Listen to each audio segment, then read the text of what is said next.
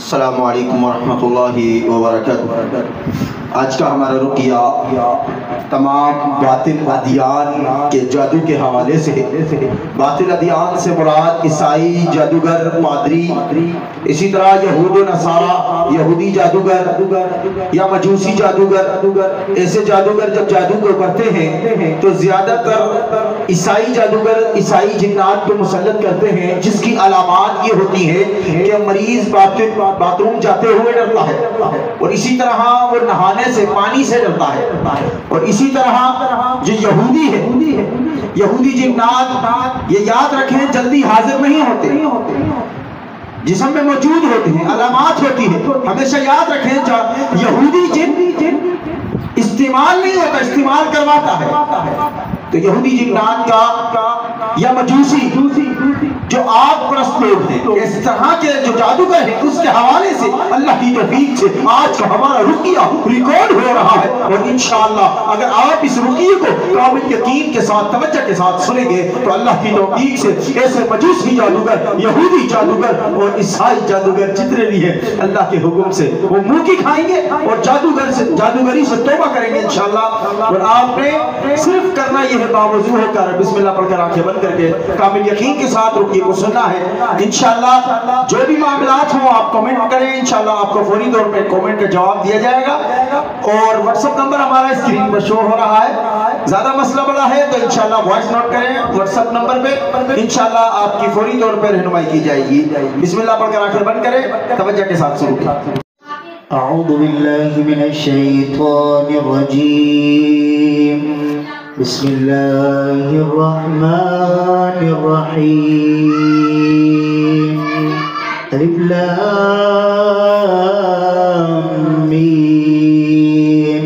ज़ालिकल किताबु ला रैब फ़ीहि हुदल लिलमुत्तक़ीन الذين يؤمنون بالغيب ويقيمون الصلاة ومما رزقناهم ينفقون والذين يؤمنون بما أنزل إليك وما أنزل من قبلك وبالآخرة هم يوقنون أولئك على هدى من ربهم وأولئك هم المفلحون إن الذين كفروا سواء عليهم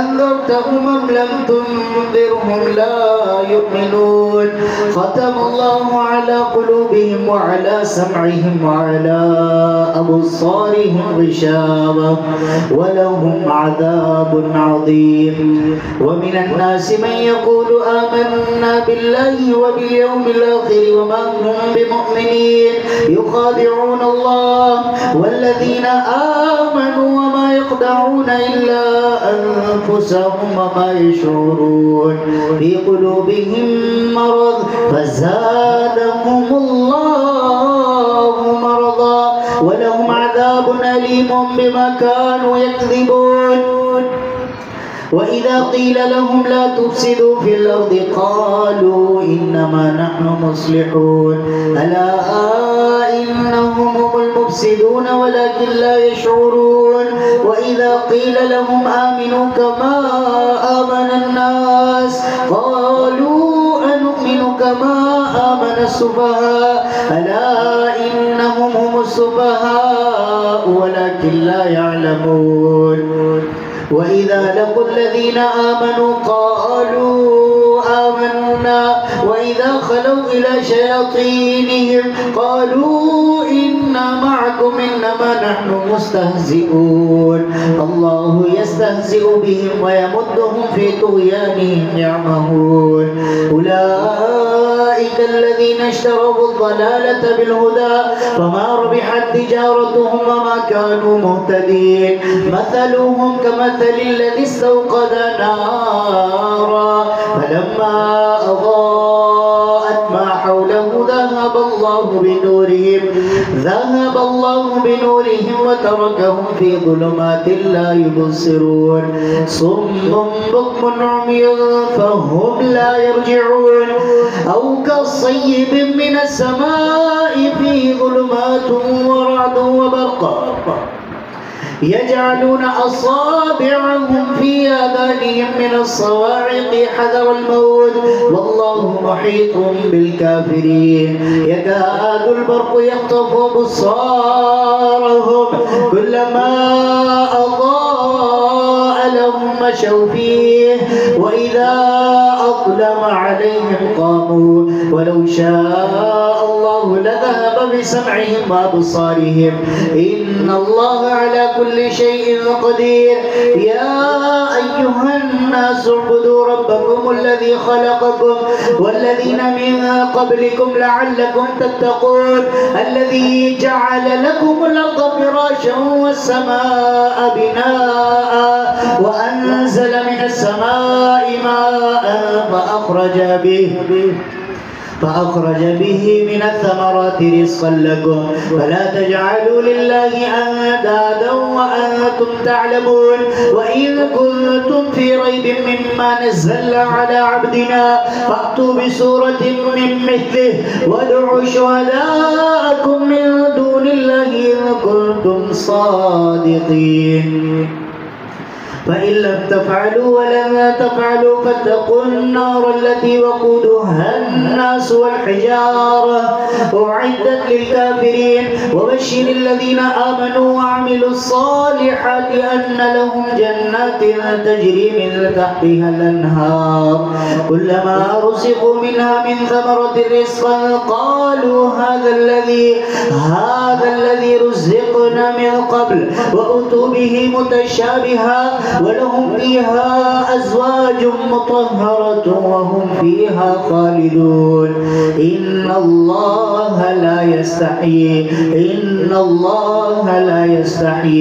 لا يستحيي أن يضرب مثلا ما بعوضة فما فوقها فأما الذين آمنوا فيعلمون أنه الحق من ربهم وأما الذين كفروا فيقولون ماذا أراد الله بهذا مثلا يضل به كثيرا ويهدي به كثيرا وما يضل به إلا الفاسقين الذين ينقضون عهد الله من بعد ميثاقه ويقطعون ما أمر الله به أن يوصل ويفسدون في الأرض أولئك هم الخاسرون الذين ينقضون عهد الله من بعد ميثاقه ويقطعون ما أمر الله به أن يوصل ويفسدون في الأرض أولئك هم الخاسرون كيف تكفرون بالله وكنتم أمواتا فأحياكم ثم يميتكم ثم يحييكم ثم إليه ترجعون هو الذي خلق لكم ما في الأرض جميعا ثم استوى إلى السماء فسواهن 7 سماوات وهو بكل شيء عليم وإذ قال ربك للملائكة إني جاعل في الأرض خليفة قالوا أتجعل فيها من يفسد فيها ويسفك الدماء ونحن نسبح بحمدك ونقدس لك قال إني أعلم ما لا تعلمون وعلم آدم الأسماء كلها ثم عرضهم على الملائكة فقال أنبئوني بأسماء هؤلاء إن كنتم صادقين قالوا سبحانك لا علم لنا إلا ما علمتنا إنك أنت العليم الحكيم قال يا آدم أنبئهم بأسمائهم فلما أنبأهم بأسمائهم قال ألم أقل لكم إني أعلم غيب السماوات والأرض وأعلم ما تبدون وما كنتم تكتمون وإذ قلنا للملائكة اسجدوا لآدم فسجدوا إلا إبليس أبى واستكبر وكان من الكافرين وقلنا يا آدم اسكن أنت وزوجك الجنة الجنة وكلا منها رغدا حيث شئتما ولا تقربا هذه الشجرة فتكونا من الظالمين. فأزلهما الشيطان عنها فأخرجهما مما كانا فيه وقلنا اهبطوا بعضكم لبعض عدو ولكم في الأرض مستقر ومتاع إلى حين. فتلقى آدم من ربه كلمات فتاب عليه إنه هو التواب الرحيم. قلنا اهبطوا منها جميعا فإما يأتينكم مني هدى فمن تبع هداي فلا خوف عليهم ولا هم يحزنون. والذين كفروا وكذبوا بآياتنا أولئك أصحاب النار هم فيها خالدون. يا بني إسرائيل اذكروا نعمتي التي أنعمت عليكم وأوفوا بعهدي أوف بعهدكم وإياي فارهبون. وآمنوا بما أنزلت مصدقا لما معكم ولا تكونوا أول كافر به ولا تشتروا بآياتي ثمنا قليلا وإياي فاتقون. ولا تلبسوا الحق بالباطل وتكتموا الحق وأنتم تعلمون. وأقيموا الصلاة وآتوا الزكاة واركعوا مع الراكعين. أتأمرون الناس بالبر وتنسون أنفسكم وأنتم تتلون الكتاب أفلا تعقلون. واستعينوا بالصبر والصلاة وإنها لكبيرة إلا على الخاشعين الذين يظنون أنهم ملاقو ربهم وأنهم إليه راجعون. يا بني إسرائيل اذكروا نعمتي التي أنعمت عليكم وأني فضلتكم على العالمين. واتقوا يوما لا تجزي نفس عن نفس شيئا ولا يقبل منها شفاعة ولا يؤخذ منها عدل ولا هم ينصرون. وإذ نجيناكم من آل فرعون يسومونكم سوء العذاب يذبحون أبناءكم ويستحيون نساءكم وفي ذلكم بلاء من ربكم عظيم. وإذ فرقنا بكم البحر فأنجيناكم وأغرقنا آل فرعون وأنتم تنظرون. وإذ وعدنا موسى 40 ليلة ثم اتخذتم العجل من بعده وأنتم ظالمون. ثم عفونا عنكم من بعد ذلك لعلكم تشكرون. وإذا آتينا موسى الكتاب والفرقان لعلكم تهتدون. وإذ قال موسى لقومه يا قوم إنكم ظلمتم أنفسكم باتخاذكم العجل فتوبوا إلى بارئكم فاقتلوا أنفسكم ذلكم خير لكم عند بارئكم فتاب عليكم إنه هو التواب الرحيم. وإذ قلتم يا موسى لن نؤمن لك حتى نرى الله جهرة فأخذتكم الصاعقة وأنتم تنظرون. ثم بعثناكم من بعد موتكم لعلكم تشكرون. وظللنا عليكم الغمام وأنزلنا عليكم المن والسلوى كلوا من طيبات ما رزقناكم وما ظلمونا ولكن كانوا أنفسهم يظلمون. وإذ قلنا ادخلوا هذه القرية فكلوا منها حيث شئتم رغدا وادخلوا الباب سجدا وقولوا حطة نغفر لكم خطاياكم وسنزيد المحسنين. فبدل الذين ظلموا قولا غير الذي قيل لهم وأنزلنا على الذين ظلموا رجزا من السماء بما كانوا يفسقون.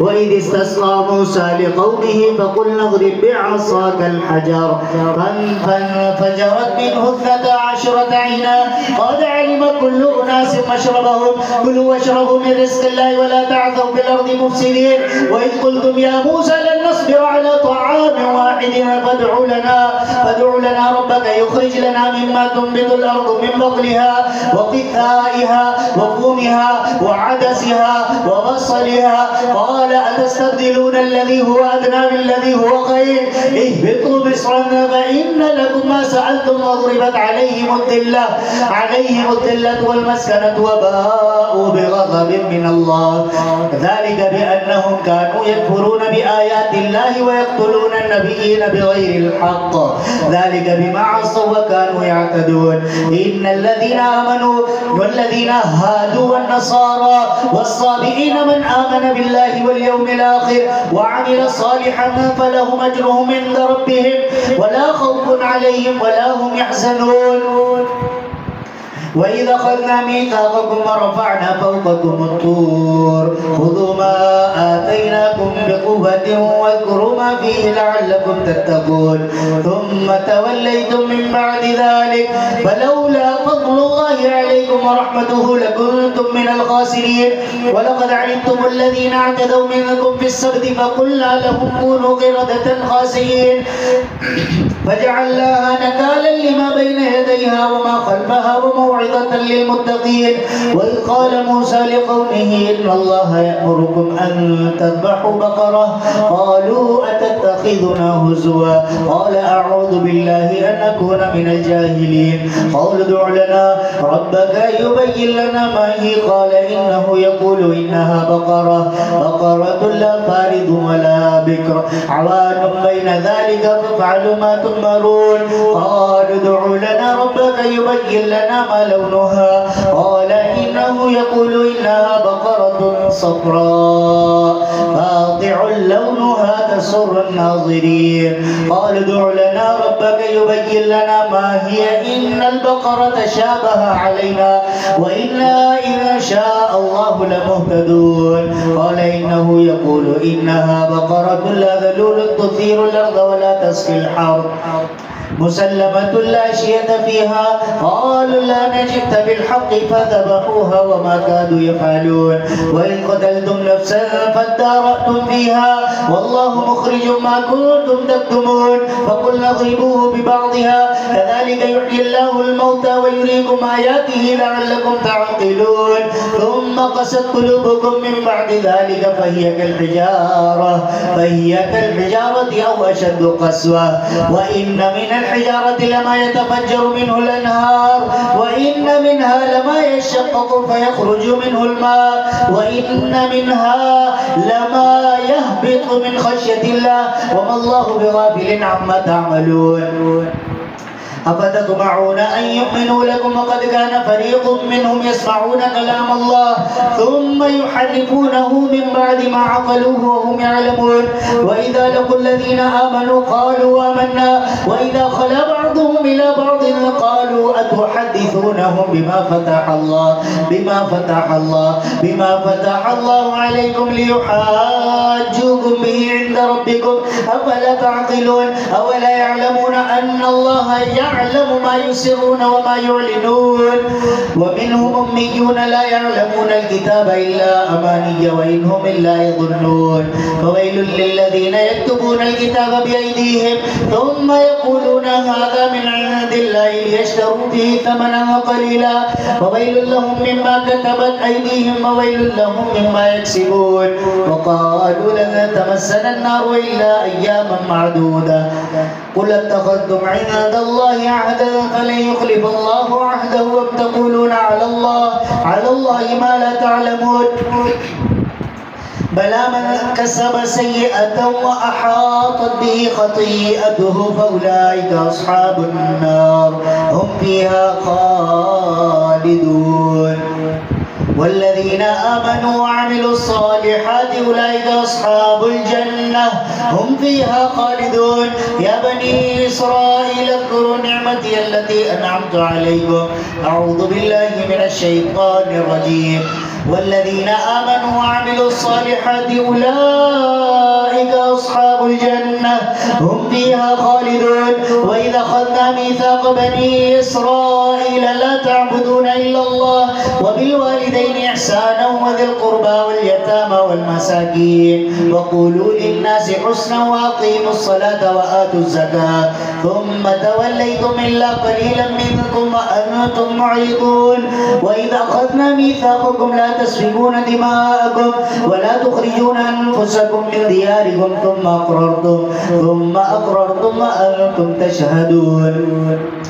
ثم أنتم هؤلاء تقتلون أنفسكم وتخرجون فريقا منكم من ديارهم تظاهرون عليهم بالإثم والعدوان وإن يأتوكم أسارى تفادوهم وهو محرم عليكم إخراجهم أفتؤمنون ببعض الكتاب وتكفرون ببعض وما جزاء من يفعل ذلك منكم إلا خزي في الحياة الدنيا ويوم القيامة يردون إلى أشد العذاب وما الله بغافل عما تعملون. أولئك الذين اشتروا الحياة الدنيا فلا يخفف عنهم العذاب ولا هم ينصرون. ولقد آتينا موسى الكتاب وقضينا من بعده بالرسل وآتينا عيسى ابن مريم البينات وأيدناه بروح القدس أفكلما جاءكم رسول بما لا تهوى أنفسكم استكبرتم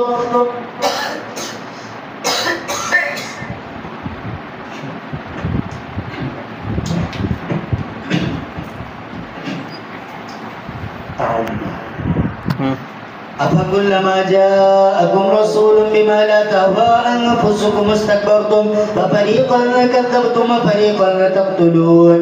وقالوا قلوبنا غلف بل لعنهم الله بكفرهم فقليلا ما يؤمنون. ولما جاءهم كتاب من عند الله مصدق لما معهم وكانوا من قبل يستفتحون على الذين كفروا فلما جاءهم ما عرفوا كفروا به فلعنة الله على الكافرين. بئس ما اشتروا به أنفسهم من يكفر بما أنزل الله بغيا أن ينزل الله من فضله على من يشاء من عباده فباءوا بغضب على غضب وللكافرين عذاب مهين. وإذا قيل لهم آمنوا بما أنزل الله قالوا نؤمن بما أنزل علينا ويكفرون بما وراءه وهم الحق مصدقا لما معهم. قل فلم تقتلون أنبياء الله من قبل إن كنتم مؤمنين. ولقد جاءكم موسى بالبينات ثم اتخذتم العجل من بعده وأنتم ظالمون. وإذا أخذنا ميثاقكم ورفعنا فوقكم الطور خذوا ما آتيناكم بقوة واسمعوا قالوا سمعنا وعصينا وأشربوا في قلوبهم العجل بكفرهم قل بئس ما يأمركم به إيمانكم إن كنتم مؤمنين. قل إن كانت لكم الدار الآخرة عند الله خالصة من دون الناس فتمنوا الموت إن كنتم صادقين ولن يتمنوه أبدا بما قدمت أيديهم والله عليم بالظالمين. ولتجدنهم أحرص الناس على حياة ومن الذين أشركوا يود أحدهم لو يعمر ألف سنة وما هو بمزحزحه من العذاب أن يعمر والله بصير بما يعملون. قل من كان عدوا لجبريل فإنه نزله على قلبك بإذن الله مصدقا لما بين يديه وهدى وبشرى للمؤمنين. من كان عدوا لله وملائكته ورسله وجبريل وميكال فإن الله عدو للكافرين. ولقد أنزلنا إليك آيات بينات وما يكفر بها إلا الفاسقون أوكلما عاهدوا عهدا نبذه فريق منهم بل أكثرهم لا يعلمون. أوكلما عاهدوا عهدا نبذه فريق منهم بل أكثرهم لا يؤمنون. ولما جاءهم رسول من عند الله مصدق لما معهم نبذ فريق من الذين أوتوا الكتاب كتاب الله وراء ظهورهم كأنهم لا يعلمون واتبعوا ما تتلو الشياطين على ملك سليمان وما كفر سليمان ولكن الشياطين كفروا يعلمون الناس السحر وما أنزل على الملكين ببابل هاروت وماروت وما يعلمان من أحد حتى يقولا إنما نحن فتنة فلا تكفر فيتعلمون منهما ما يفرقون به بين المرء وزوجه وما هم بضارين به من أحد إلا بإذن الله ويتعلمون ما يضرهم ولا ينفعهم ولقد علموا لمن اشتراه ما له في الآخرة من خلاق ولبئس ما شروا به أنفسهم لو كانوا يعلمون ولو أنهم آمنوا واتقوا لمثوبة من عند الله خير لو كانوا يعلمون يا أيها الذين آمنوا لا تقولوا راعنا وقولوا انظرنا واسمعوا وللكافرين عذاب أليم ما يود الذين كفروا من أهل الكتاب ولا المشركين أن ينزل عليكم من خير من ربكم والله يختص برحمته من يشاء والله ذو الفضل العظيم ما ننسخ من آية أو ننسها نأتي بخير منها أو مثلها ألم تعلم أن الله على كل شيء قدير ألم تعلم أن الله له ملك السماوات والأرض وما لكم من دون الله من ولي ولا نصير أم تريدون أن تسألوا رسولكم كما سئل موسى من قبل ومن يتبدل الكفر بالإيمان فقد ضل سواء السبيل ود كثير من أهل الكتاب لو يردونكم من بعد إيمانكم كفارا حسدا من عند أنفسهم من بعد ما تبين لهم الحق فاعفوا واصفحوا حتى يأتي الله بأمره إن الله على كل شيء قدير إن الله على كل شيء قدير وأقيموا الصلاة وآتوا الزكاة وما تقدموا لأنفسكم من خير تجدوه إن الله بما تعملون بصير وقالوا لن يدخل الجنة إلا من كان هودا أو نصارى تلك أمانيهم قل هاتوا برهانكم إن كنتم صادقين بلى من أسلم وجهه لله وهو محسن فله أجره عند ربه ولا خوف عليهم ولا هم يحزنون وقالت اليهود ليست النصارى على شيء وقالت النصارى ليست اليهود على شيء وهم يتلون الكتاب كذلك قال الذين لا يعلمون مثل قولهم والله يحكم بينهم يوم القيامة فيما كانوا فيه يختلفون ومن أظلم ممن منع مساجد الله أن يذكر فيها اسمه وسعى في خرابها أولئك ما كان لهم أن يدخلوها إلا خائفين لهم في الدنيا خزي ولهم في الآخرة عذاب عظيم ولله المشرق والمغرب فأينما تولوا فثم وجه الله إن الله واسع عليم وقالوا اتخذ الله ولدا سبحانه بل له ما في السماوات والأرض كل له قانتون بديع السماوات والأرض وإذا قضى أمرا فإنما يقول له كن فيكون وقال الذين لا يعلمون لولا يكلمنا الله أو تأتينا آية كذلك قال الذين من قبلهم مثل قولهم تشابهت قلوبهم قد بينا الآيات لقوم يعقلون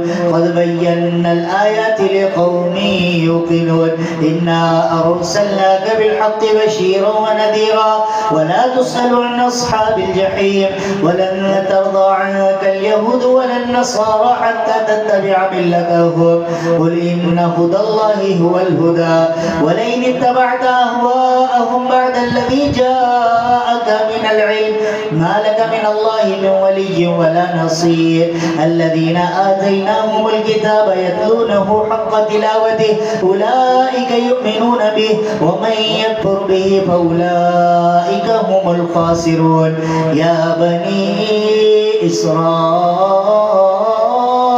اذكروا نعمتي التي أنعمت عليكم وأني فضلتكم على العالمين واتقوا يوما لا تجزي نفس عن نفس شيئا ولا يقبل منها عدل ولا تنفعها شفاعة ولا هم ينصرون. وإذ ابتلى إبراهيم ربه بكلمات فأتمهن قال إني جاعلك للناس إماما قال ومن ذريتي قال لا ينال عهد الظالمين. وإذ جعلنا البيت مثابة للناس وأمنا واتخذوا من مقام إبراهيم مصلى وعهدنا إلى إبراهيم وإسماعيل أن طهر بيتي للطائفين والعاكفين والركع السجود.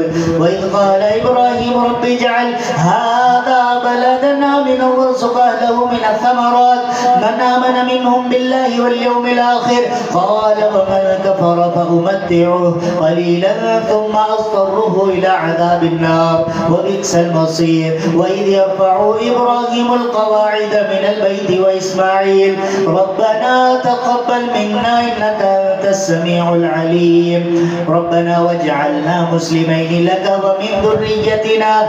ومن ذريتنا أمة مسلمة لك وأرنا مناسكنا وتب علينا إنك أنت التواب الرحيم.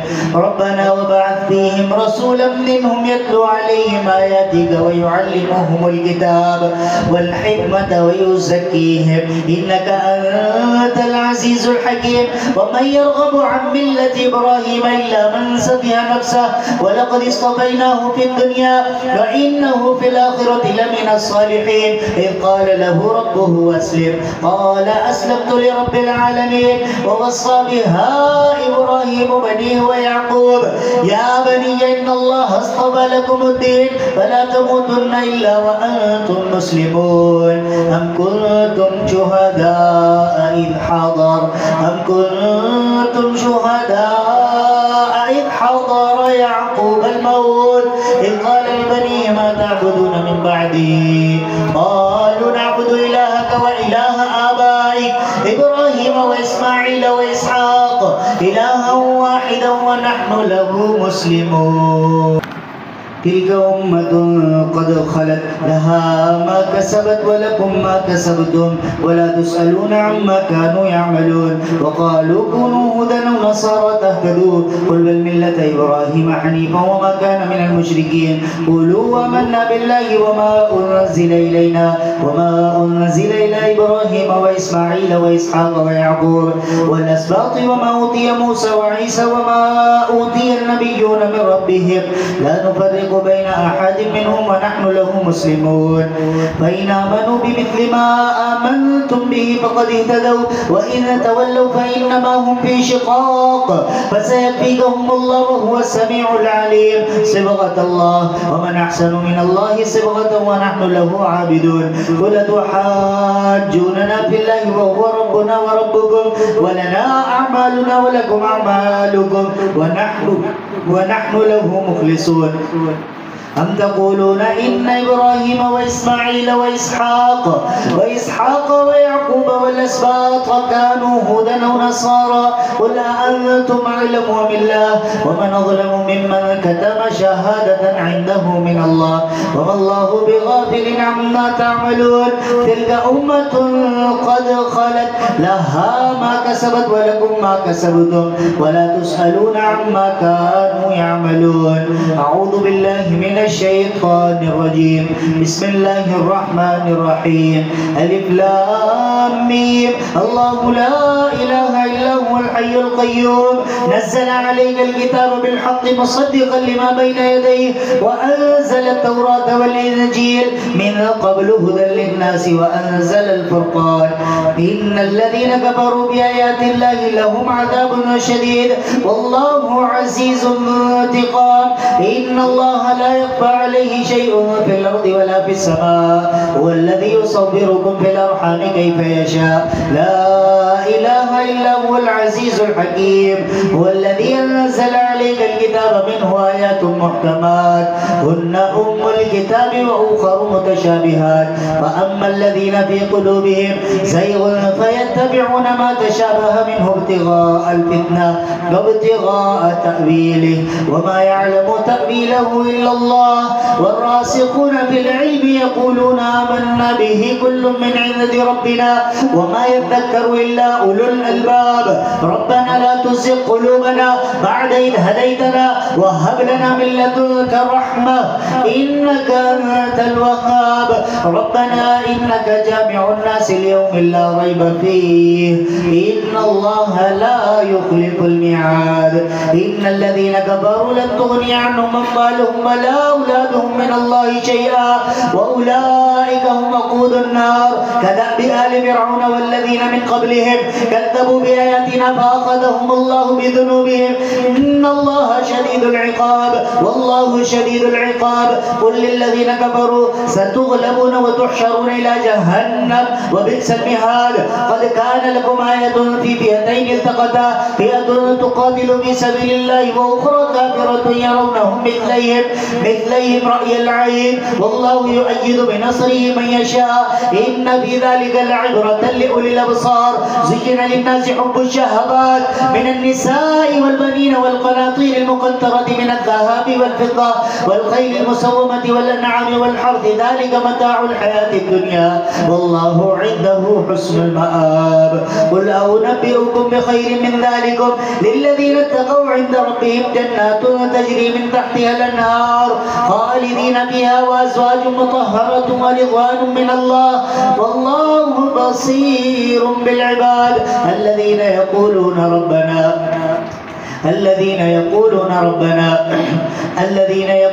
ربنا إننا آمنا فاغفر لنا ذنوبنا وقنا عذاب النار. الصابرين والصادقين والقانتين والمنفقين والمستغفرين بالأسحار. شهد الله أنه لا إله إلا هو والملائكة وأولو العلم قائما بالقسط لا إله إلا هو العزيز الحكيم. إن الدين عند الله الإسلام وما اختلف الذين أوتوا الكتاب إلا من بعد ما جاءهم العلم بغيا بينهم ومن يكفر بآيات الله فإن الله سريع الحساب. فإن حاجوك فقل أسلمت وجهي لله ومن اتبعني وقل للذين أوتوا الكتاب والأميين أسلمتم فإن أسلموا فقد اهتدوا وإن تولوا فإنما عليك البلاغ والله بصير بالعباد. إن الذين يكفرون بآيات الله ويقتلون النبيين بغير حق ويقتلون الذين يأمرون بالقسط من الناس فبشرهم بعذاب أليم. أولئك الذين حبطت أعمالهم في الدنيا والآخرة وما لهم من ناصرين. ألم تر إلى الذين أوتوا نصيبا من الكتاب يدعون إلى كتاب الله ليحكم بينهم ثم يتولى فريق منهم وهم معرضون. ذلك بأنهم قالوا لن تمسنا النار إلا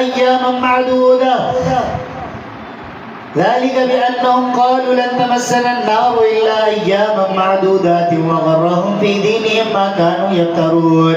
فكيف إذا جمعناهم ليوم لا ريب فيه ووفيت كل نفس ما كسبت وهم لا يظلمون. قل اللهم مالك الملك تؤتي الملك من تشاء وتنزع الملك ممن تشاء وتعز من تشاء وتذل من تشاء بيدك الخير إنك على كل شيء قدير. تولج الليل في النهار وتولج النهار في الليل وتخرج الحي من الميت وتخرج الميت من الحي وترزق من تشاء بغير حساب. لا يتخذ المؤمنون الكافرين أولياء من دون المؤمنين ومن يفعل ذلك فليس من الله في شيء إلا أن تتقوا منهم تقاه ويحذركم الله نفسه وإلى الله المصير. قل إن تخفوا ما في صدوركم أو تبدوه يعلمه الله ويعلم ما في السماوات وما في الأرض والله على كل شيء قدير. يوم تجد كل نفس ما عملت من خير محضرا وما عملت من سوء تود لو أن بينها وبينه أمدا أمدا بعيدا ويحذركم الله نفسه والله رؤوف بالعباد. قل إن كنتم تحبون الله فاتبعوني يحببكم الله ويغفر لكم ذنوبكم والله غفور رحيم. قل أطيعوا الله وأطيعوا الرسول فإن تولوا فإن الله لا يحب الكافرين. إن الله اصطفى آدم ونوحا وآل إبراهيم وآل عمران على العالمين ذرية بعضها من بعض والله سميع عليم. إذ قالت امرأة عمران رب إني نذرت لك ما في بطني محررا فتقبل مني إنك أنت السميع العليم. فلما وضعتها قالت ربي إني وضعتها أنثى والله أعلم بما وضعت وليس الذكر كالأنثى وإني سميتها مريم وإني أعيذها بك وذريتها من الشيطان الرجيم. فتقبلها ربها بقبول حسن وأنبتها نباتا حسنا وكفلها زكريا. كلما دخل عليها زكريا المحراب وجد عندها رزقا قال يا مريم أنى لك هذا قالت هو من عند الله إن الله يرزق من يشاء بغير حساب. هنالك دعا زكريا ربه قال رب هب لي من لدنك ذرية طيبة إنك سميع الدعاء. فنادته الملائكة وهو قائم يصلي في المحراب أن الله يبشرك بيحيى مصدقا بكلمة من الله وسيدا وحسورا ونبيا من الصالحين. قال رب أن يكون لي غلام وقد بلغني الكبر وامرأتي عاقر قال كذلك الله يفعل ما يشاء. قال رب اجعل لي آية قال آيتك ألا تكلم الناس 3 أيام إلا رمزا واذكر ربك كثيرا وسبح بالعشي والإبكار. وإذ قالت الملائكة يا مريم إن الله اصطفاك وطهرك واصطفاك على نساء العالمين. يا مريم اقنتي لربك واسجدي واركعي مع الراكعين. ذلك من أنباء الغيب نوحيه إليك وما كنت لديهم إذ يلقون أقلامهم أيهم يكفل مريم وما كنت لديهم إذ يختصمون. إذ قالت الملائكة يا مريم إن الله يبشرك بكلمة منه اسمه المسيح عيسى ابن مريم وجيها في الدنيا والآخرة ومن المقربين ويكلم الناس في المهد وكهلا ومن الصالحين. قالت رب أنى يكون لي ولد ولم يمسسني بشر قال كذلك الله يخلق ما يشاء. قال رب اجعل لي آية إذا قضى أمرا فإنما يقول له كن فيكون. ويعلمه الكتاب والحكمة والتوراة والإنجيل ورسولا إلى بني إسرائيل أني قد جئتكم بآية من ربكم أني أخلق لكم من الطين كهيئة الطير فأنفخ فيه فيكون طيرا بإذن الله وأبرئ الأكمى والأبرص وأحيي الموتى بإذن الله وأنبئكم بما تأكلون وما تدخرون في بيوتكم إن في ذلك لآية لكم إن كنتم مؤمنين.